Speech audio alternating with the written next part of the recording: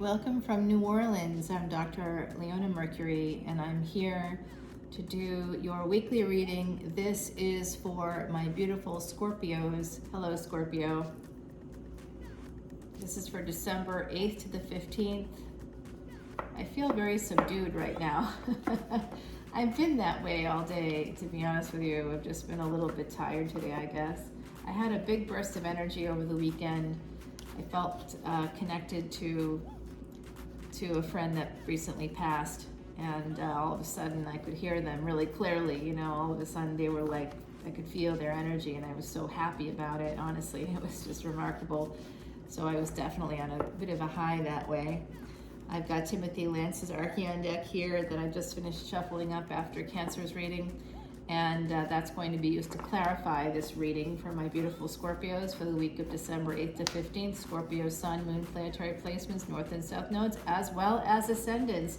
My beautiful Scorpios, I hope you're all staying safe, happy, and healthy at this time. My channel is about being happier, healthier, and wealthier through Vedic Astrology, through Vedic remedies and Ayurvedic medicine. So if you have any interest in any of those things, please come on over to Patreon. All the info is right below in the description box as well. And you can also find information on where to find me on Eventbrite, as well as my podcast, Traveling Amongst the Stars. And yes, very exciting stuff indeed. So we have the Five of Swords at the bottom of the deck. That does look like an ending of a relationship with the Hermit energy.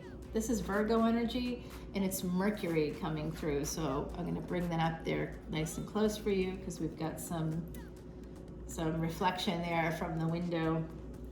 I see Jupiter energy coming in. So we have Mercury and Jupiter. So this is also Sagittarius. So this is telling me something that's happening during the period of this reading.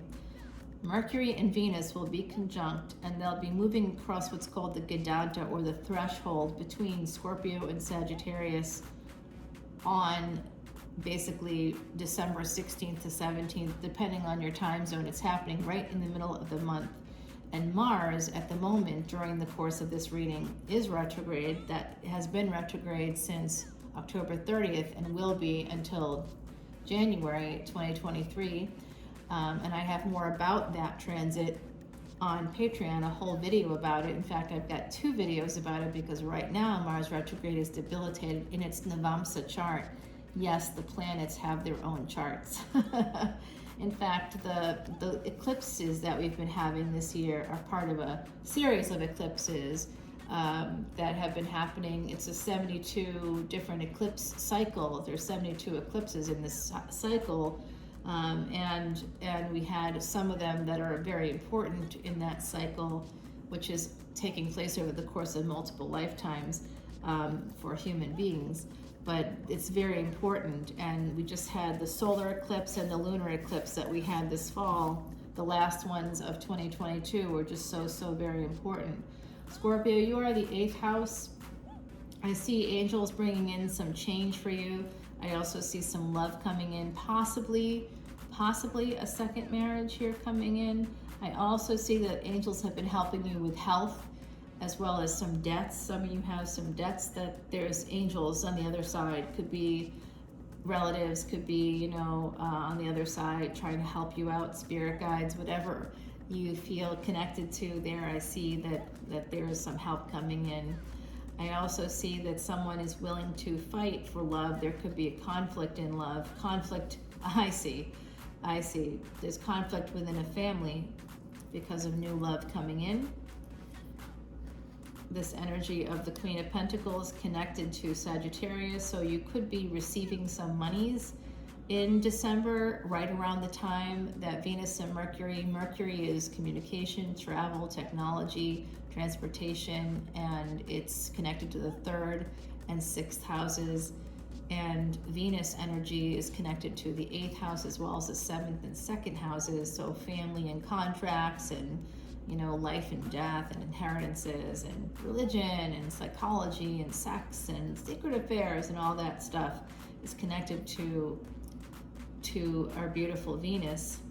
And we see an opportunity coming in for new money. This is connected to 2 earth signs here. So I do think with this 10 of Pentacles that some of you have some new money coming in, divinely guided. meaning it's time. I also feel like some of you have, this is the sixth house is not just about health, it's also about hidden enemies and friends. Interesting, that's in both of those are in the same house, as well as karmic debt and repair. So when we think of karmic debt, we think of it as us having done something wrong. That's coming from a very cluster B space. That's part of a macro framework that filters down into our individual lives on the micro level. But it's a lie. It's an overall lie, because honestly, there's nothing you can do about things that are constructed by people long before you were born. All you can do is in your own corner, with your own social circle, try to initiate change. So what I do see here is that you are owed by the divine. They're sending in this opportunity for you. It is going to lead to change and lead to love and lead to abundance. And you may be asked to fight for it at some point. You might have to put in a lot of effort. It's not just going to be delivered on a platter to you. But I do think that there's a nice marriage coming in here. For some of you, it could be a first marriage. There's abundance here. Oh my gosh, this is really great energy. Scorpio, this is one of the best readings I've done for you. Amazing. Sagittarius just got a great reading too this week. So this week's energy is pretty good. And that's that Vedanta. That's the threshold between the two of you. It's the most powerful threshold in the entire zodiac between Scorpio and Sag. Other signs can be jealous and can be angry, and I don't care. I'm not making it up. That's just what it is, y'all. Vedic Astrology is Vedic Astrology. 15,000 years old. I can't change it. I do see this energy 5-5 here. So again, going back to health, I think that there's something connected to your health, and this is a 12th house, moksha. So for some of you, there could be some health concerns. You might be feeling some sense of regret. You might have been upside down about something here, perhaps a marriage getting back together, or some kind of bringing some new energy into a higher level of commitment, or going from the space of dating to a higher level of commitment. Some of you might be feeling a little regret about that. There could also be a new opportunity coming through for school that's going to lead you to more travel, more foreign travel, more creativity. You're going to just, have more freedom overall. But it's gonna take, you have to give something, some piece of yourself in order to make that happen. The sacrifice, you might not be sure about it. You're looking for a stable new beginning, and you're manifesting it, and you're going to get it. Some of you are manifesting a child with the sun here. This is a first child possibly for some of you. If you're manifesting that, I think you're going to get very lucky. In fact, you will. Family is coming through for you from the other side, but also in this lifetime. This is your soul family might be coming through for you too. You might be meeting a lot of people that just feel like, when I'm in New Orleans, I walk around, when I'm wandering through the quarter, I'm central to the quarter pretty much, but like I was in the Garden District yesterday at the cemetery, and walking around, visiting my relatives there, but also like going up through the whole cemetery so that I could see what needs to be done in that cemetery. There's just a tremendous amount of work that has to be done there, and the people that are there, those are people. They may have died a long time ago. Some haven't, that's still an active cemetery for people that are local. So I feel like we owe it to those generations before us to make sure that where their final resting place is should not look like it does there right now. It should be a lot more, it should be a lot nicer, and it shouldn't be the focus of tours. It is here, and because of that, it's in great disrepair inside of the cemeteries, so we need to fix that. So I'm working on that, and I was appraising basically the whole area so that I could see what really needs to be done, what the cost might be, and how we can build those monies up, how that can happen. I don't have to do that. That's not my job. I have a day job besides doing this too, a couple of them, and I just really feel passionate about it because I can see the other side. So anybody who's a psychic who doesn't care about what happens to those people on the other side. You know, they may not really be psychic. You could prove if a person is psychic or not by looking at their birth chart, certain placements. In Vedic astrology, we can see even what sign you were in another lifetime, as well as things that are verifiable in this lifetime, like how many siblings your first spouse will have. I could tell you that if I did your chart. Yes, I know, it's pretty interesting. I do see a lot of burdens here coming in. You're at a crossroads because you've been burdened by certain things. You might be holding on to a first child. If a first child is on the other side, you might be holding on to that pain. I think that there's healing here. I really think there's a lot of healing. And your choices, if you are thinking about going back to school, there's an opportunity here to go back to school. If you choose to do that, I'm telling you, it's going to bring in healing. And you might be at a crossroads about it because of money, and you may not, like, this is like a little bit of like I see this as like a cycle of thinking. Someone is stuck in a cycle of thinking. Do I do something? Well, I don't know if I have the money. I should save the money. It'll be a burden if I spend the money. But ultimately, it's leading, we have the foundations of this as being something you manifested, something that's going to bring in healing, something that is basically founded in love, and there is the potential to make a lot of money doing this and bring in a lot of happiness to yourself and others. And then, of course, there's even the idea here of making a tremendous amount of money and having a very positive relationship. This is connected to work. It's going to help you in your work.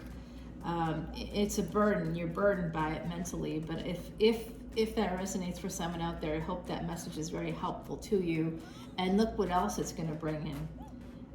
Emperor energy. Now, the Mars is your energy, but I do see this as a divine pair, so I wouldn't be surprised if in the extended, if we see an Empress in the extended. I would not be surprised at all.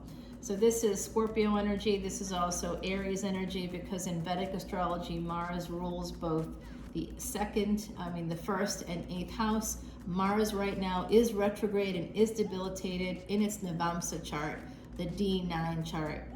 Your D9 chart really would help me to see a lot more detail about your life in terms of your relationships, your career. I'd see a lot more things there.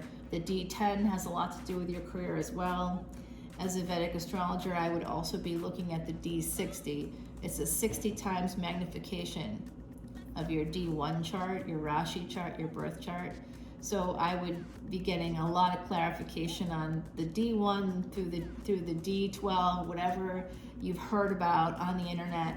And then the D144 shows me where your losses will be in your life. And I can easily see those to prepare you and help you with remedies for loss, so that you can move forward with clarity and with hope and with peace and love in your life. So I'm going to go ahead and shuffle up Timothy Lance's deck, the Archeon deck here. This is a New Orleans deck. These are the decks that I have available at this location. I've gotten most of them through Marie Laveau's on Bourbon Street, just a few blocks away from where I'm sitting right now. In fact, I could see Bourbon Street from where I am. I could see the rooftops on Bourbon Street. Yeah, I've got a rooftop here, which is pretty unusual. Within my couple of square blocks, there's only like 3 rooftops, surprisingly, right? Like when the president of France was here, I happened to be on the rooftop. I didn't even know I was here. I just heard sirens, and I kept hearing sirens. So I went up to the roof to see what was going on. It's a safe distance, you know. You don't have to go outside and expose yourself to whatever. Do love living here, but there's challenges with any urban life, right? So at the bottom of the deck is the Strength card for my beautiful Scorpios. And let's go ahead and clarify this Emperor. We'll turn these cards over in the extended. The 10 of Cups, because your ancestors have something to say. The Sun card, of course, we have to clarify that. I must clarify this Hierophant. I don't know what's going on there, but I'm going to find out. I want to clarify the Hermit as well as this Queen of Wands. They have similar energies, so I want to just make sure that I'm giving you the best info. I'm clarifying the Ace of Cups here. I'm going to clarify, there's loss, and I'd like to know if it's a divorce or something. I'm going to find out. Let's see, in the extended. So, and then the Ace of Pentacles. Yeah, we definitely want to get a little bit of clarity. And then what I do is I turn them over and help us understand further this original reading, and then I continue the reading with this deck. I reshuffle the deck and I continue the reading with the deck. So, and I'm very tempted to sort of see what this Jupiter card is all about too. Yeah, I want to see also if this Four of Pentacles means that you need to save money or what. I just want clarification there. All right, so I'll continue the reading on Patreon. Right now, I will pull you an oracle card here. On Patreon, I'll also pull you 2 more oracle cards, including the Dragon's Path, which is my friend Jay's voice coming through. And this is my friend Heidi Messenger. She literally made these oracle cards about 1.5 years or so before she passed. She was a true psychic medium, and she created these cards because I'm just guessing, of course, but I do think she knew. And she's with me all the time, and she says she did have a feeling. She didn't want it to be true, you know. That's how I feel too a lot of the times. I can see something, I don't want it to be true, so I kind of sugarcoat it. But what she's saying here is with the owl, number 41, this is the energy of soulmates, and I did see your Emperor coming in for you. Connected to the moon cycles, owls sees through all things dark. Recall the wisdom of past lessons. So don't repeat a mistake from the past. I did see the Judgment card here, so some of you might be tempted to bring back a relationship. We'll find out in the extended. My beautiful Scorpios, I hope you have a wonderful rest of your day. Until next time, take care. Bye now.